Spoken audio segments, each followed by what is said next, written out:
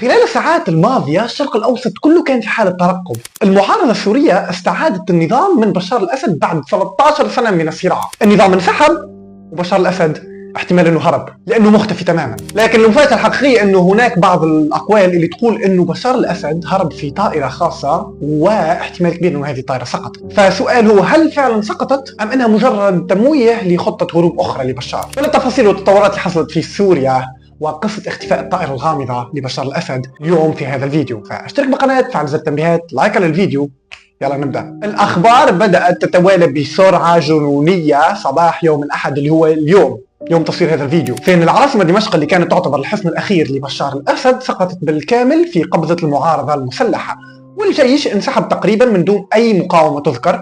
وفرحة عارمة عند أشقائنا السوريين اللي تخلصوا من النظام الدكتاتوري بعد 13 سنة من الاحتجاجات والصراعات اللي راح ضحيتها مئات الالاف من البشر الابرياء. وفي خضم كل هذه الاحداث والشوشره اللي صايره الناس بدات تتساءل هو بشار وين؟ اللي هو سؤال ذهبي حاليا. حسب تقرير لصحيفه مثل WSG يعتقد انه بشار غادر دمشق العاصمه يوم الاحد اللي هو اليوم في الساعات الاولى صباحا، معتمدا على طائره خاصه اقلعت من المطار الدولي لدمشق. ولكن الاثاره تبدا هنا. الطائره هذه اختفت فجاه عن الرادار من دون اي اثر يذكر، واللي هو شيء غريب. خليني اعطيكم تفاصيل حول الطائره اللي هرب بها بشار الاسد حتى تفهموا انه فعلا شيء غريب للغايه. حسب موقع فلايت رادار الطائره هذه من نوع IL-76. هذه طائره شحن عسكريه لكنها تستخدم احيانا لنقل شخصيات مهمه بسبب قدرتها على الطيران لمسافات طويله وبامان نسبي. لكن هنا ياتي الغموض. البيانات اشارت الى انه الطائره قبل لحظات من اختفائها عن الرادار انخفضت لمستوى خطير للغايه واللي هو 1600 قدم، يعني تقريبا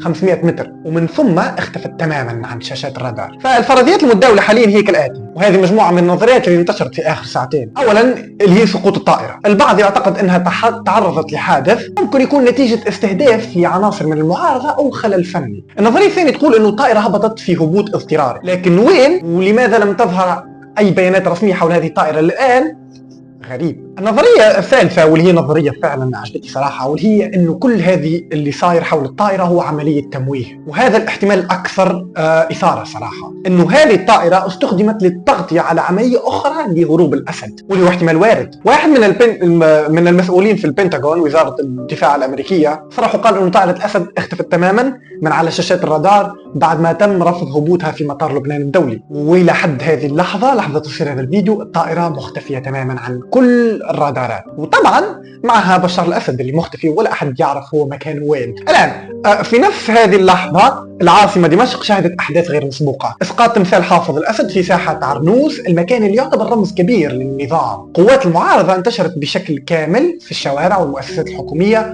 وسط احتفالات الاهالي، وبينما الناس في الشوارع تحتفل نظريه الطائره المفقوده صارت حديث الكل، لانه فعلا كل الناس الان تبحث عن اجابه سؤال أين بشار؟ وما هي قصة الطائرة الغامضة اللي أقلعت من مطار دمشق الدولي صباح اليوم؟ الآن صراحة مع كل هذا اللي صاير السيناريوهات مفتوحة. هل انتهى عهد بشار أو عائلة الأسد بعد 61 عام من الحكم؟ هل الطائرة سقطت فعلا؟ أم أنه بشار هرب بطريقة أخرى أكثر أمانا والطائرة فقط مجرد تمويه؟ وهل راح يظهر مستقبلا أم لا؟ بشكل مفاجئ. كل اللي نعرفه الآن أنه سوريا على أعتاب مرحلة جديدة وتاريخ جديد، وما يحصل الآن فعلا قد يكون السبب أو الشعلة اللي ستغير شكل المنطقة بالكامل. اكتبوا لي أراكم في التعليقات، هل تعتقدون أن الطائرة فعلا سقطت أم أنه بشار الأسد في أمان وهرب بوسيلة أخرى؟ لا تنسوا تشتركوا في القناة، تفعلوا زر التنبيهات، شاركوا فيديو مع أصدقائكم، وخلينا نشارك الفرحة مع أهلنا في سوريا.